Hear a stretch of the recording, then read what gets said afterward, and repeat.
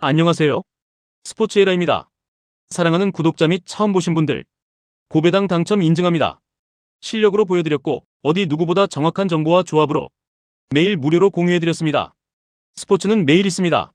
비록 매일 맞춘다고 말씀은 못 드리지만 결국 이번처럼 또 한 번 당첨 나옵니다. 조합은 매일 무료로 공유해드리니 함께 당첨되어 우리은행 같이 갑시다. 첫 번째 경기 서울 SK 대 KT 손익분 분석 시작해보겠습니다. SK는 직전 정관장전 78-74 승리로 분위기를 끌어올렸고 오원희가 25점 심리바로 해결사 역할을 했다. 28경기 16승 12패로 성적은 준수하지만 기대치 대비로 보면 아직 완벽히 만족스럽진 않다.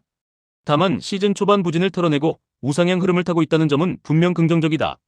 오원희는 리그 최상위급 골 및 지배력과 득점 효율을 동시에 보여주는 확실한 1옵션이다. 안영준 오재현 김낙현으로 이어지는 코어 라인이 단단해 경기 운영이 쉽게 무너지지 않는다. 홈에서는 수비 리바운드 이후 트랜지션이 살아나며 득점 템포가 올라가는 편이다. EASL 병행으로 체력 이슈가 거론되지만 휴식일 자체는 SK가 하루 더 길다.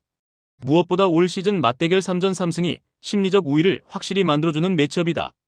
KT는 DB 원정에서 82-80 패배로 4연승이 끊겼지만 윌리엄스가 32점으로 화력은 증명했다. 30경기 15승 15패로 딱 5할이지만 전력의 두께만 놓고 보면 상위권급이라는 평가가 많다.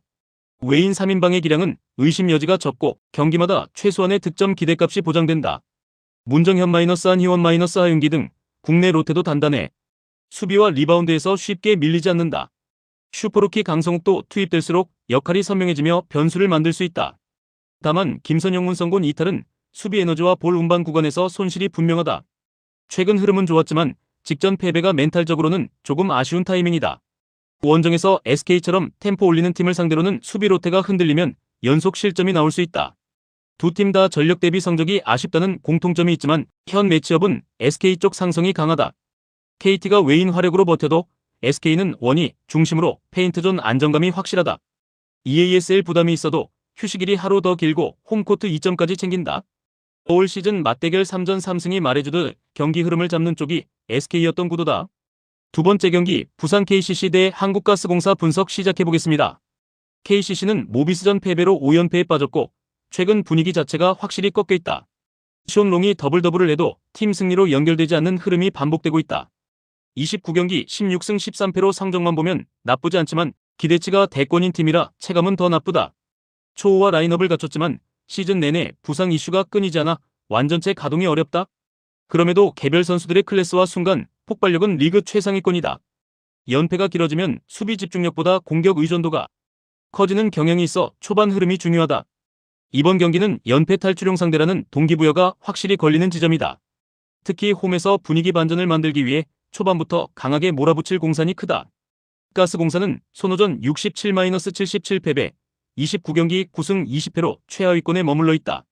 벨란겔과 라거나는 꾸준히 제 몫을 해주지만 그 외 전력에서 공백이 너무 크다. 보트라이트는 아직 확실한 플러스 카드라 보기 어렵고 적응이 필요한 단계다. 무엇보다 국내 선수들의 생산성이 낮아 흐름이 끊기면 득점이 급격히 말라붙는다. 수비에서도 한번 벌어지면 연속 실점을 막아낼 버티는 힘이 부족하다. 원정에서는 초반 실점 후 멘탈이 흔들리는 패턴이 자주 나오는 편이다. 결국 이 매치는 벨란겔 라거나 듀오가 얼마나 오래 버텨주느냐가 전부에 가깝다. 상대가 KCC급 화력일 경우 수비 로테가 길어질수록 한계가 빨리 올 수 있다. 전력의 무게감과 뎁스에서 KCC가 확실히 위다. 부상 변수가 있어도 최하위권 가스공사는 연패 탈출에 가장 맞는 상대다. 가스공사는 득점 루트가 제한적이라 KCC가 리바운드만 잡아주면 경기 흐름이 기운다. KCC가 초반부터 압박 강도를 올리면 가스공사는 실점 관리가 어려워질 가능성이 크다. 세 번째 경기 삼성생명 대 하나은행 분석 시작해보겠습니다. 삼성생명은 6승 7패로 기대 대비 아쉬운 시즌을 보내고 있다. 이해란이 새로운 에이스로 올라섰지만 나머지 득점 분담이 일정하지 않다. 배혜윤을 중심으로 경험 있는 라인업을 보유했지만 경기력 기복이 크다.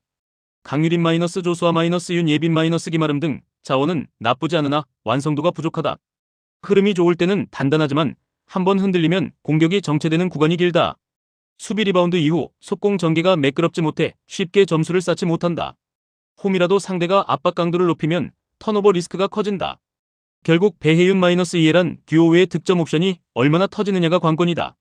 하나은행은 10승 3패로 리그 선두, 시즌 최대 반전의 주인공이다. 사키가 리그를 지배하는 수준의 영향력을 보여주며 공격의 중심을 잡고 있다. 김정은이 베테랑 리더십으로 큰 경기에서 분위기를 바꾸는 힘이 있다. 진안이 완전히 살아났고 정예린 마이너스 박소의 가드진의 에너지까지 더해졌다. 팀 컬러가 확실해 누가 빠져도 시스템이 굴러가는 안정감이 있다. 올 시즌 맞대결 이전 2승으로 삼성생명 상대로 상성도 앞선 흐름이다. 특히 흐름을 잡으면 수비 압박 속공 득점으로 연속 런을 만들 수 있다. 원정이지만 지금의 완성도라면 경기 운영에서 크게 흔들릴 이유가 적다. 지금 시점은 하나은행을 언더독으로 보기 어렵다. 삼성생명은 기복이 크고 득점 분담이 일정하지 않아 안정감에서 밀린다. 반면 하나은행은 사키 중심으로 공격 구조가 확실하고 연속 득점 구간이 강하다. 맞대결 흐름도 하나은행 쪽으로 기울어 있어 동일한 그림이 재현될 가능성이 높다.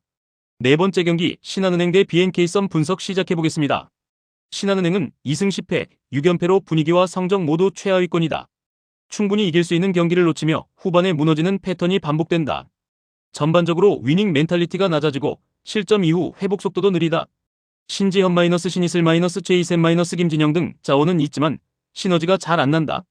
공격에서 세트 오펜스가 막히면 득점이 급격히 말라붙는 구간이 길다. 수비에서도 한번 리듬을 내주면 연속 실점을 막아낼 장치가 부족하다. 홈 이점이 있어도 상대가 강하게 압박하면 턴오버가 늘어날 위험이 크다. 결국 한번 흐름을 잡아도 끝까지 지킬 힘이 부족하다는 게 가장 큰 문제다. BNK는 7승 6패로 성적은 무난하지만 뎁스 기대치 대비 아쉬운 흐름이 있었다. 최근 4경기 3패로 기세가 꺾였지만 휴식기 동안 재정비 시간은 충분했다. 김소니아 마이너스 박혜진 마이너스 안혜지 마이너스 이소희로 이어지는 베스트4는 여전히 리그 최강급이다. 공수 밸런스가 살아나면 경기 중반부터 수비 압박으로 흐름을 가져오는 팀이다. 루키 김정은이 새로운 옵션으로 붙으면서 롯데 운영도 조금 더 유연해졌다. 신한은행처럼 후반에 무너지는 팀 상대로는 강한 압박이 특히 잘 먹힌다. 원정이어도 기본 전력 차이가 분명하고 경기 운영에서도 실수가 적다. 득점이 폭발하진 않아도 필요한 순간에 점수를 쌓아 승부를 정리하는 힘이 있다. 객관적인 클래스와 뎁스는 BNK가 확실히 앞선다. 신한은행은 후반 멘탈과 공격 효율이 떨어져 접전 유지 자체가 어렵다. BNK가 초반만 안정적으로 버티면 23쿼터에 런이 나올 확률이 높다. 결국 홈 2점만으로 전력 차이를 뒤집기엔 신한은행의 구조가 너무 불안하다.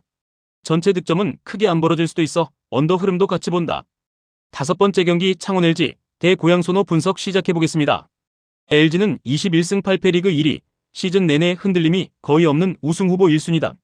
삼성전 83-70 승리처럼 큰 경기에서도 수비와 리바운드로 흐름을 잡는다. 타마요가 31점으로 폭발했고 마레이는 13.16리바로 골밑을 지배했다. 마레이의 골밑 존재감은 리그 최정상급이라 페인트존 안정감이 확실하다. 타마요가 내외곽을 오가며 상대 수비를 찢어 득점 루트를 다양하게 만든다. 유기상 마이너스 양준석 마이너스 양홍석 등 국내 자원도 탄탄해 롯데 힘이 확실하다. EASL 병행 일정 속에서도 경기 운영이 무너지지 않는 게 강점이다. 홈에서는 수비 템포가 더 올라가며 상대 공격을 질식시키는 흐름이 자주 나온다. 소노는 11승 18패로 하위권이며 전력의 핵은 빅3 의존 구조다. 가스공사전 승리에서 나이트가 더블, 이정현이 득점 지원을 했다. 나이트 마이너스 캔바오 마이너스 이정현의 위압감은 분명하지만 그 외 전력이 얇다. 올 시즌 역전패 1위라는 불명예가 말해주듯 경기 후반 운영이 불안하다. 빅3가 막히면 공격이 급격히 단조로워지고 득점 효율이 떨어진다. 최근 3경기 2승이지만 상대가 최하위권이어서 반등 판단은 이르다. 강팀 상대로는 수비 로테가 길어질수록 체력과 집중력이 먼저 무너진다. 원정에서 LG의 압박과 리바운드를 버티려면 빅3의 득점 분담이 필수다. 전력, 뎁스, 수비 조직력 모두 LG가 우위다. 소노는 빅3는 강하지만 LG 상대로는 그 외의 시간에서 크게 손해볼 가능성이 높다. LG는 마레이 중심으로 리바운드 수비를 잡고 타마요로 득점을 꾸준히 쌓는 구조다. 소노가 기세를 타려면 초반 득점 성공률이 필요한데 LG는 그걸 허용하지 않는 팀이다. 여섯 번째 경기 삼성화재 대 한국전력 분석 시작해보겠습니다. 삼성화재는 4승 16패 최하위권으로 전력과 분위기 모두 좋지 않다. KB전 패배로 2연승 후 흐름이 다시 꺾였고 반등 모멘텀이 짧게 끝났다. 아이가 21점으로 분전해도 팀 전체 전력이 받쳐주지 못하는 구도다. 송명근 부상 이탈, 김정호 이적 등으로 시즌 전력 자체가 약해졌다. 감독 교체 후 반짝했지만 여전히 버티는 힘과 마무리 옵션이 부족하다. 리시브와 세트 운영이 흔들리면 득점이 아이 한 명에 쏠리며 단조로워진다. 상대 블로킹이 아이를 집중 견제하면 해법이 잘 보이지 않는 편이다. 결국 홈이라도 전력상 열세를 뒤집기엔 변수폭이 크지 않다. 한국전력은 12승 8패로 상위권 경쟁 중이며 최근 2연승으로 흐름도 좋다. 5K전 3-1 승리에서 배논이 26점, 김정호 15점으로 공격축이 확실했다. 김정호가 부상을 털고 돌아왔고 아시아쿼터 무사웰 합류가 옵션을 늘렸다. 공격 루트가 단일하지 않아 상대가 한쪽을 막아도 다른 선택지가 나온다.